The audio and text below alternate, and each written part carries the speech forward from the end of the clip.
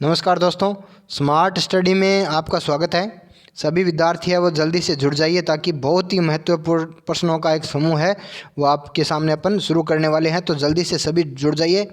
ये वही क्वेश्चन है जो एग्ज़ाम के अंदर बार बार है वो पूछे जाते हैं। तो जल्दी से है वो सभी जुड़ जाइए। और जो विद्यार्थी नहीं जुड़ रहे हैं उनको भी आप बोल दीजिए कि अब है वो सभी है वो जुड़ना स्टार्ट कर दीजिए, क्योंकि अभी जिनका एनटीपीसी एग्ज़ाम हो गया है वो सभी जल्दी से जुड़ के और ग्रुप डी की है वो तैयारी आप है वो स्टार्ट कर दो, ठीक है। क्योंकि ग्रुप डी के अंदर अपने को पता है कि 25 क्वेश्चन है वो साइंस के आने हैं। तो एक बहुत ही अच्छा रोल है, अपन कह सकते हैं कि जो सिलेक्शन के लिए जो ग्रुप डी का सब्जेक्ट है वो साइंस ही है, ठीक है।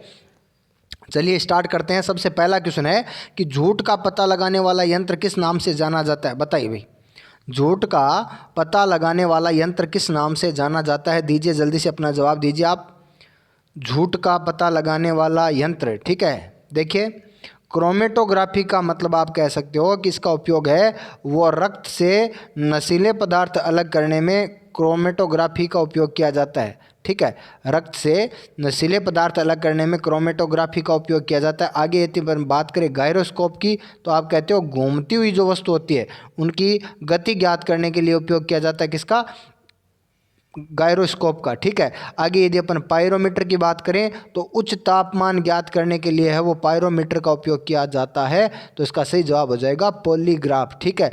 झूठ का पता लगाने की जो मशीन होती है उसको क्या बोलते हैं? पॉलीग्राफ बोलते हैं, ठीक है। चलिए अगले क्वेश्चन का आप जवाब दीजिए कि अंतरिक्ष यान जो चक्कर लगा रहा है उससे यदि एक सेव छोड़ा जाता है तो वह क्या करेगा? बताइए।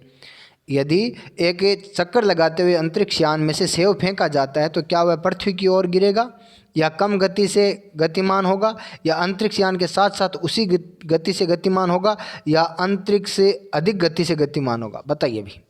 यदि अंतरिक्ष यान जो चक्कर लगा रहा है उससे यदि किसी सेव को फेंका जाता है तो बताइए उसकी गति पर क्या प्रभाव पड़ेगा, या वो किस प्रकार की गति करेगा, ठीक है। दीजिए जवाब, ठीक है। तो इसका सही जवाब हो जाएगा अंतरिक्ष यान के साथ साथ उसी गति से क्या करेगा? वो गतिमान होगा, ठीक है।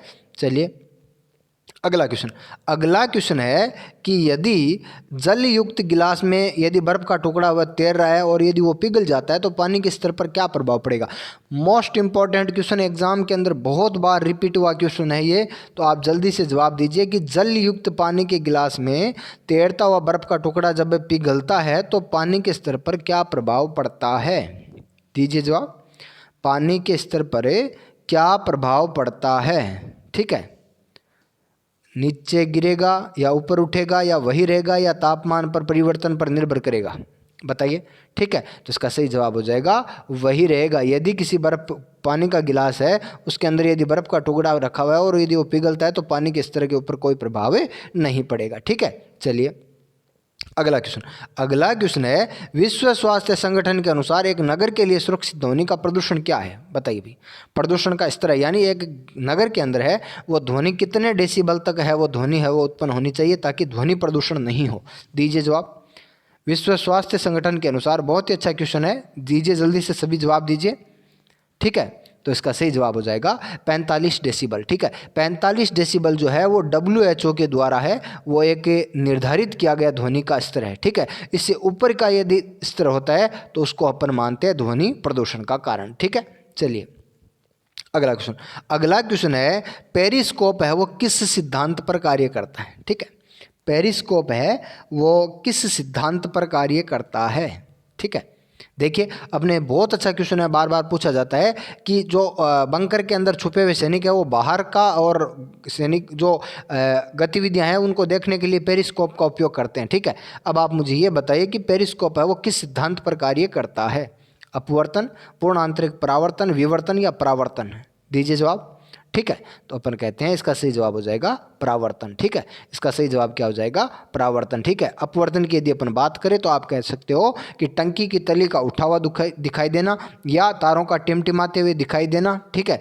या अपन कह सकते हैं कि जो कांच की जो छड़ है वो ये किसी पानी में रखी हुई है तो उसका मुड़ी हुई दिखाई देना, ये अपवर्तन के उदाहरण है। आगे यदि अपन बात करें तो हीरे का चमकना, रेगिस्तान में मरीचिका का दिखाई देना, या कांच में पड़ी दरार का चमकना, या प्रकाश तंतु जो होता है, ऑप्टिकल फाइबर जो होता है, वो किस पर कार्य करता है, वो कार्य करता है पूर्ण आंतरिक परावर्तन पर, ठीक है। और विवर्तन की यदि अपन बात करें तो आसमान में उड़ते हुए पक्षी की छाया जमीन पर नहीं गिरना किसका एग्जाम्पल है, ये एग्जाम्पल है विवर्तन का, ठीक है। तो ये पेरिस्कोप जो है वो परावर्तन पर कार्य करता है, ठीक है।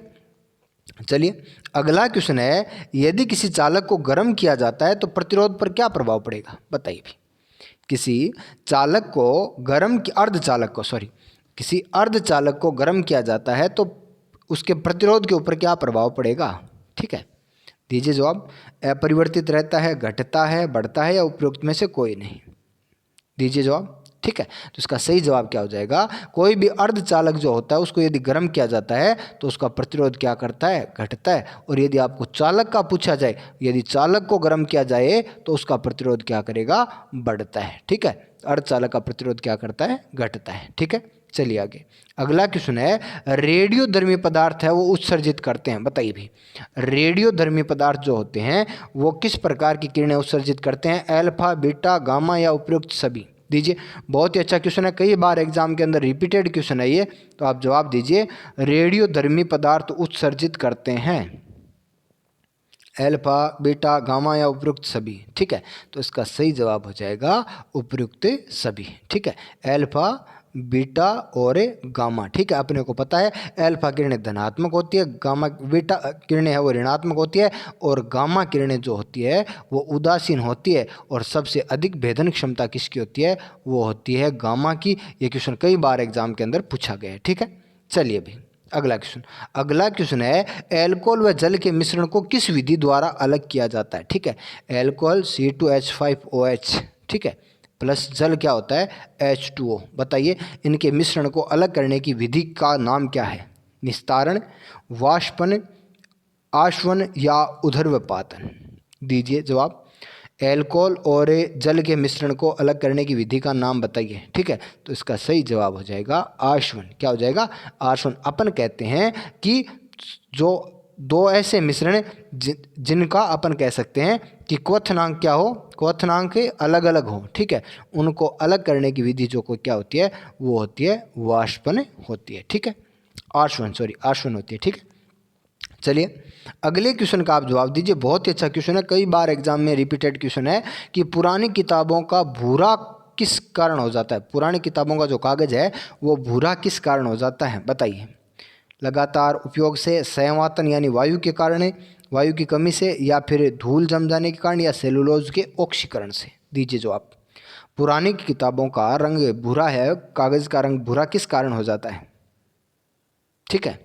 तो इसका सही जवाब हो जाएगा सेलुलोज के ऑक्सीकरण से, ठीक है। अपने को पता है कि कागज है वो किससे बनते हैं, कागज बनते हैं पेड़ों से, और पेड़ जो होते हैं वो किसका स्रोत होते हैं, सेलुलोज का। तो ये सेलुलोज का जब ऑक्सीकरण होता है तो ये हो जाते हैं भूरे, ठीक है। चलिए अगला क्वेश्चन है, एक कार की बैटरी में प्रयुक्त विद्युत अपघट्य। देखिए विद्युत अपघट्य वो होता है जो विद्युत के चालन में क्या होता है, ऐसा द्रव्य पदार्थ कह सकते हैं आप जो विद्युत का चालन करता है वो तो विद्युत अपघट्य होता है, और जो चालन नहीं करते हैं वो होते हैं विद्युत अनअपघट्य, ठीक है। ऐसे पदार्थ जो विद्युत का चालन करते हैं विद्युत अपघट्य होते हैं, और जो चालन नहीं करते वो होते हैं अनअपघट्य, ठीक है। अब आप मुझे ये बताइए कि एक कार की बैटरी में प्रयुक्त विद्युत अपघट्य कौन सा होता है, हाइड्रोक्लोरिक अम्ल, सल्फ्यूरिक अम्ल, नाइट्रिक अम्ल, या आसूत जल। दीजिए जवाब। हाइड्रोक्लोरिक अम्ल, सल्फ्यूरिक अम्ल, नाइट्रिक अम्ल, या आसूत जल। दीजिए जवाब, ठीक है। तो इसका सही जवाब हो जाएगा सल्फ्यूरिक अम्ल, आप कह सकते हो H2SO4, सल्फ्यूरिक अम्ल H2SO4, ठीक है। चलिए अगला क्वेश्चन है, सुपर हेलोजन किसे कहते हैं, ठीक है। अपने को पता है हेलोजन आवर्त सारणी के 17वें वर्ग के अंदर है, और इसके अंदर कौन कौन से आते हैं, फ्लोरीन, इसके अंदर कौन कौन से आते हैं, फ्लोरीन, क्लोरीन, आयोडीन, ब्रोमीन, ठीक है, और एस्टेटिन, ठीक है, ये होते हैं हेलोजन, ठीक है। और आवर्त सारणी के 17वें वर्ग में। आप बताइए मुझे सुपर हेलोजन किसे कहते हैं। सुपर हेलोजन किसे कहते हैं? बहुत बार रिपीटेड क्वेश्चन है ये भी। सुपर हेलोजन किसे कहते हैं? तो इसका सही जवाब हो जाएगा क्लोरीन। क्लोरीन जो होता है वो क्या होता है? सुपर हेलोजन होता है। ठीक है, चलिए भी अगला क्वेश्चन है, नीला थोथा क्या होता है? बताइए भी, नीला थोथा जो है वो क्या होता है? दीजिए जवाब। कॉपर सल्फेट होता है, कैल्शियम सल्फेट होता है, आयरन सल्फेट होता है या सोडियम सल्फेट होता है? ठीक है, कॉपर सल्फेट होता है, आयरन सल्फेट होता है, कैल्शियम सल्फेट होता है या सोडियम सल्फेट होता है? ठीक है, दीजिए जवाब। देखिए बहुत ही अच्छे शानदार शानदार क्वेश्चन जो है वो मैं आपको करवा रहा हूँ। और भी आपके आसपास जो भी विद्यार्थी कंपटीशन एग्जाम की तैयारी कर रहा है उसको आप जोड़ लीजिए। जो विद्यार्थी लगभग लगातार 2-3 महीने अपने साथ जुड़ा रह जाएगा टेलीग्राम से और अपने यूट्यूब से, तो उसकी साइंस किसी भी एग्जाम की हो चाहे एकदम क्लियर हो जाएगी। ठीक है, तो जो भी विद्यार्थी तैयारी कर रहे हैं उनको आप है वो जोड़ लीजिए जल्दी से और उनको आप है वो शेयर कर दीजिए। ठीक है, देखिए नीला थोथा, नीला थोथा जो होता है वो कॉपर सल्फेट होता है। ठीक है, आप कहते हो CuSO4a.5H2O। ठीक है, आपसे सीधा क्वेश्चन ये भी पूछा जाता है कि नीला थोथा के अंदर है वो जल के कितने अणु होते हैं? तो 5 अणु होते हैं। ठीक है, नीला थोथा में जल के कितने अणु होते हैं? 5 अणु होते हैं। ठीक है, और आपसे ये भी पूछा जाता है कि कॉपर सल्फेट को नीला थोथा क्यों कहते हैं? क्योंकि कॉपर सल्फेट के अंदर है और जल की उपस्थिति के कारण इसका रंग कैसा होता है?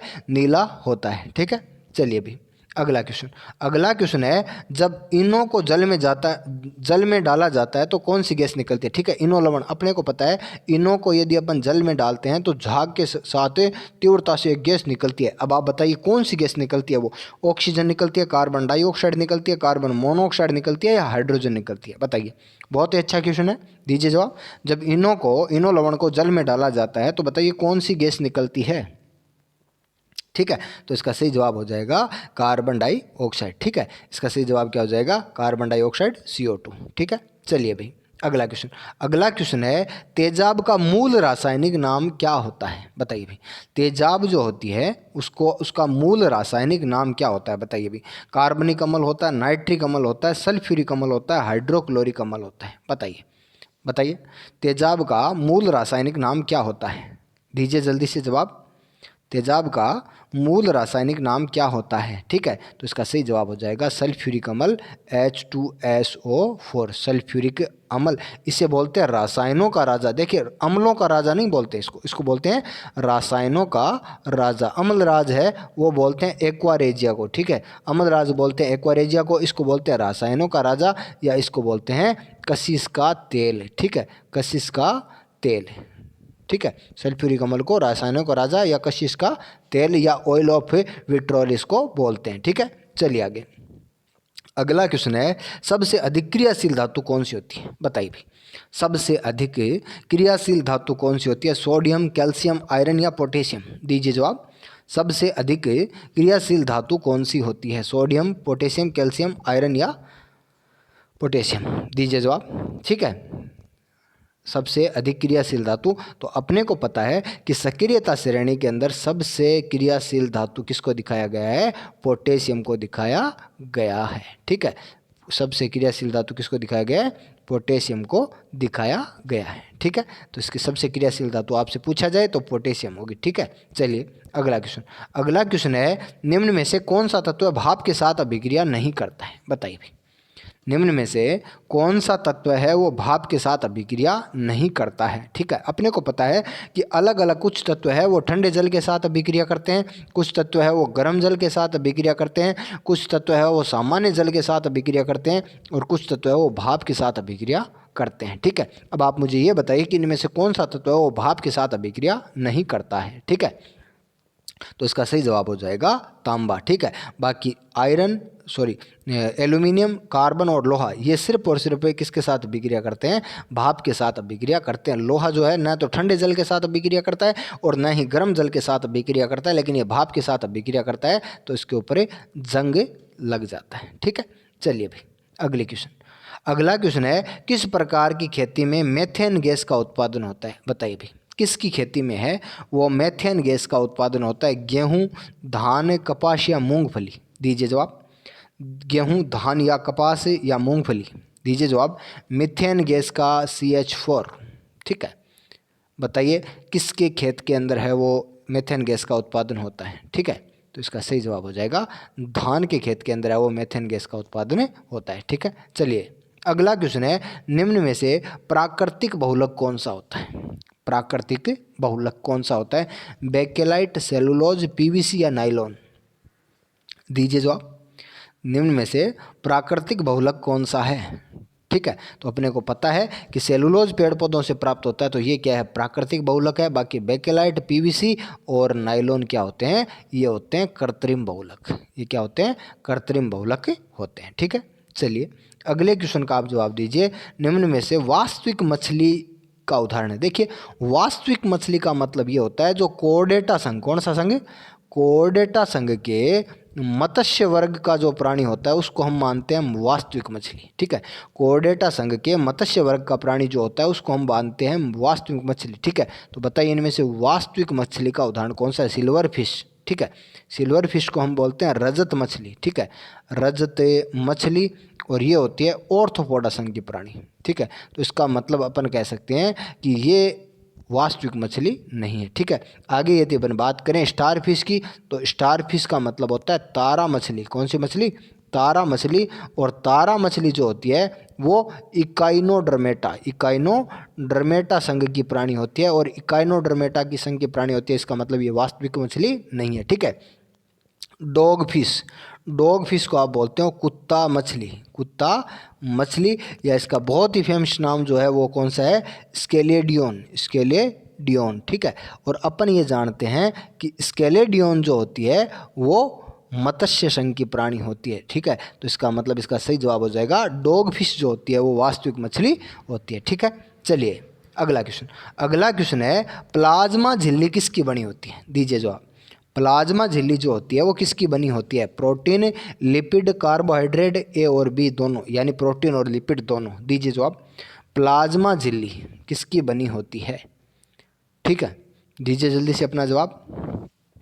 ठीक है, तो इसका सही जवाब हो जाएगा प्रोटीन और लिपिड दोनों। प्रोटीन और लिपिड दोनों। ठीक है, तो दोस्तों कल से कुछ विद्यार्थियों ने कमेंट किया था कि सर ई बुक है वो हमें कैसे मिलेगी। ठीक है, पहले तो मैं आपको बता दूं ई बुक की थोड़ी सी विशेषता बता देता हूं। ठीक है, देखिए ई बुक में कुल आपको 2525 क्वेश्चन और दिए गए हैं। ठीक है, ई बुक के अंदर आपको कुल 2525 क्वेश्चन है वो दिए गए हैं, जिनमें से अपन कह सकते हैं कि लगभग और 1000 क्वेश्चन तो ऐसे क्वेश्चन है जो पिछली बार ग्रुप डी के अंदर आए थे, यानी रिपीटेड क्वेश्चन है। ठीक है, जो 1000 क्वेश्चन तो ऐसे जो पिछली बार ग्रुप डी के अंदर सबसे ज़्यादा पूछे गए थे, या उन टॉपिकों में से है जिन टॉपिकों में क्वेश्चन पूछे गए। ठीक है, और एनसीईआरटी स्पेशल भी है वो उसके अंदर है वो मैटर दिया हुआ है। ठीक है, एनसीईआरटी स्पेशल भी पूरा आपको, यदि ये ई बुक पढ़ लोगे तो आपको एनसीईआरटी भी फिर से अलग से पढ़ने की ज़रूरत नहीं पड़ेगी। ठीक है, तो ई बुक के बारे में मैंने आपको बताया। फिर आपको बताऊं ये प्राप्त करनी है। देखिए 25 तारीख को, ठीक है 25 तारीख को है वो, आपको मैं आपको एक लिंक प्रोवाइड करवा दूंगा। ठीक है, 25 तारीख को आपको एक लिंक दी जाएगी। उस लिंक में आपको बहुत सी ही बेसिक डिटेल, यानी अपना नाम, अपना ईमेल आईडी वगैरह, डेट ऑफ बर्थ, बहुत सी और आसान सी बेसिक डिटेल भरनी है। जैसे आप डिटेल भरोगे तो आपके सामने डाउनलोड ई बुक का ऑप्शन आ जाएगा, और जैसे आप डाउनलोड करोगे तो आप अपने मोबाइल में डाउनलोड कर सकते हो, और उसी को आप है वो किसी भी ग्रुप में सेंड कर सकते हो, और फिर आप उसको है वो प्रिंट भी करवा सकते हो। ठीक है, तो जितने भी विद्यार्थी हैं वो सभी और अपने ई बुक को है वो डाउनलोड करना है। और ग्रुप डी के लिए तो सबसे इम्पोर्टेंट है, बाकी एग्ज़ाम जो है उनके लिए भी वो बहुत ही उपयोगी साबित होने वाली है, क्योंकि 2525 जो वर्तमान में जिस टाइप के क्वेश्चन पूछे जा रहे हैं उनका कलेक्शन करना जो है वो बहुत बड़ी बात होती है। मैं पिछले 1 साल से है वो आपके लिए ये ई बुक बनाने में है वो लगा हुआ हूँ, जो अभी पूरी हुई है। ठीक है, यानी बहुत ही अच्छी इसके ऊपर मेहनत की गई है, और मैं पूरी विश्वास के साथ कह सकता हूं जो विद्यार्थी इन 2525 क्वेश्चनों को रट लेगा वो ग्रुप डी के अंदर पूरे 25 क्वेश्चन है वो सही करके आएगा। ठीक है, तो मैंने आपको बता दिया कि ई बुक जो है वो आपको 25 तारीख को एक लिंक मिलेगी। ठीक है, अब आप कह सकते हो 25 से और आपके पास लगभग 1 महीना और 20 दिन है वो ग्रुप डी के एग्ज़ाम के लिए बच जाएंगे। यानी यदि 15 तारीख से 15 अप्रैल से एग्ज़ाम स्टार्ट होते हैं तो ठीक है, तो आप कह सकते हो कि अपने पास 1 महीने 20 दिन में आप आराम से 2525 क्वेश्चनों को है वो रट सकते हो। ठीक है, 1 मार्च से आपके लिए और स्पेशल उसी ई बुक पर आधारित है वो टेस्ट सीरीज़ है वो स्टार्ट हो जाएगी। ठीक है, इसी चैनल के ऊपर है और टेस्ट सीरीज़ है वो स्टार्ट हो जाएगी। ठीक है, तो 1 मार्च तक जितने विद्यार्थी आपके संपर्क में हैं जिन्होंने अभी भी तैयारी स्टार्ट नहीं की है उनको आप जोड़ लीजिए, क्योंकि अपने को पता है कि 50 क्वेश्चन जो मैथ रीजनिंग के हैं, ठीक है, जो 55 क्वेश्चन मैथ रीजनिंग के हैं वो हर विद्यार्थी का एक लेवल होगा, लेकिन ग्रुप डी के अंदर है वो साइंस एक सेलेक्टिव सब्जेक्ट है। ठीक है, साइंस एक सेलेक्टिव सब्जेक्ट है और मैं बता दूं आपको 1 लाख की इतनी बड़ी भर्ती जो है वो एक बहुत ही अच्छा मौका है। 1 लाख प्लस की जो इतनी बड़ी भर्ती है वो आपके सामने बहुत ही अच्छा मौका है और सिर्फ ये 2525 क्वेश्चन करने से आपका सिलेक्शन है वो आराम से हो जाएगा। तो बिना किसी लापरवाही के आपको 2525 क्वेश्चनों को रट लेना है और 1 मार्च से स्टार्ट होने वाला अपना जो डेली टेस्ट सीरीज होती, ठीक है, जिसको अपन रामबाण टेस्ट सीरीज कह सकते हैं, यानी जिसके अंदर जो ग्रुप उसमें अपने मान लो जो ई बुक के अंदर कोई भी चीज़ बची हुई है वो इसके अंदर है वो आपको करवा दी जाएगी। ठीक है, तो सभी विद्यार्थी है वो 25 तारीख तक का इंतज़ार करें। 25 तारीख को आपको है वो लिंक है वो उपलब्ध करवा दी जाएगी। ठीक है, चलिए मिलते हैं नेक्स्ट टेस्ट में। धन्यवाद।